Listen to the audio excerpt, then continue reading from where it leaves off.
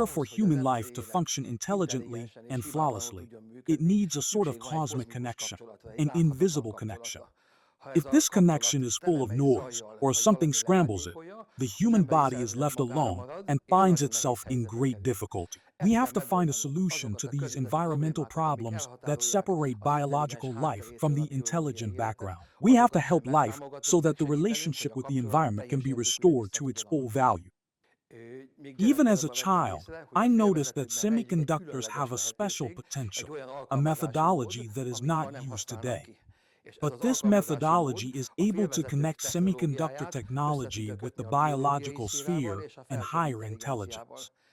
With the help of this potential, we created a system which radiates in a similar way to the human body and is able to create a connection with the higher intelligence. By bridging the disturbances all the way to the biological sphere and through the disturbed environment, our system reestablishes the connection between the upper cosmos, the spiritual cosmos, and biological functions. Take the matter that makes up our body. The properties of the matter are determined to the greatest extent by the arrangement of the charges in them.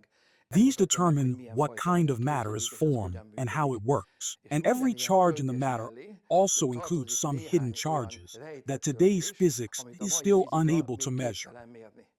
These hidden charges make the charges intelligent, connecting them to the universe. This device works by having spirals in it that connect the charges and the hidden charges, and these expand over a larger and larger area in a cycle. Eventually, they can fill a large room or a great hall, throughout which the connection between the cosmic and the biological is improved.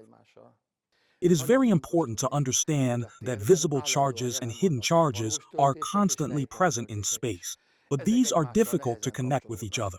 In the case of living beings, however, the power of their unique life force creates this connection. In the surrounding space, where disturbances are present, there is no connection. So we need a device that connects these charges in the same way that living beings do in their own space. The holocycle does not really emit anything. Rather, it attracts charges and creates a connection. The device also works for at least 7 years from a tiny button cell. Because its current consumption is very, very small, it actually emits less than a human hand. All electronic devices, mobile phones, computers, microwave ovens, radars, all create disturbances that make it difficult for the cosmic intelligence and the biological sphere to communicate. But there is one that is particularly refined. This is 5G. The way it works is that the tower continuously sends out a signal, sees how the receiver responds,